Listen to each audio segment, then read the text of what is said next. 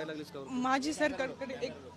सरकारकडे एक विनंती आहे की जे तुम्ही जी आर सारखं हे करता 28 तारखेला एक जी आर आलाय त्या जी आर मध्ये त्यांनी सांगितलंय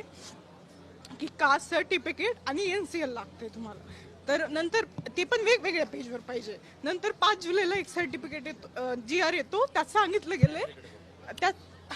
त्यात सांगितलं गेलंय की तुमचे जे कास्ट सर्टिफिकेट आहे आणि NCL आहे ते एका पेजवर असले तरी चालते नंतर 14 जुलैला आणखीन एक जी आर येतोय त्यात सांगतात की ओपन मधले जे मुलं मुली आहेत त्यांना कास्ट व्हॅलिडिटी पण पाहिजे मग अचानक जर सरकार कास्ट व्हॅलिडिटी मागतंय तर आम्ही द्यायचं कसं कास्ट व्हॅलिडिटी 14ला त्यांनी एक जी आर काढलाय कास्ट व्हॅलिडिटी काढायला 2-3 महिने लागतात सध्या तहसीलमध्ये संप चालू आहेत लाडकी बहीण योजना लाडका भाऊ योजना हे सगळे त्यांना ऍडमिशनच्या वेळेसच काढायचंय मग सर्व्हर डाऊन असल्यामुळे आमची व्हॅलिडिटी निघत नाही रजिस्ट्रेशन करायला जावं तर तिथले लोक म्हणतात की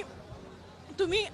जी व्हॅलिडिटीची पावती ती तरी दाखवा पावती पण निघत नाही कारण सर्व्हर डाऊन आहेत मग आम्ही करायचं काय आम्हाला टाइम पण दिला नाही 14 ते 24 हा टाइम आहे 10 दिवसाच्या ह्याच्यात आम्ही काय करायचं 10 दिवस दिलेत जरी पावतीवर ते म्हणतात पावतीवर रजिस्ट्रेशन करा पावती रजिस्ट्रेशन कसं होणार पावती पण भेटत नाही कारण लोक संपावर गेलेत मग एक विद्यार्थी असताना आम्ही करायचं काय आमचे आई पप्पा 1 लाख रुपये फीस देऊ शकत नाहीत आम्ही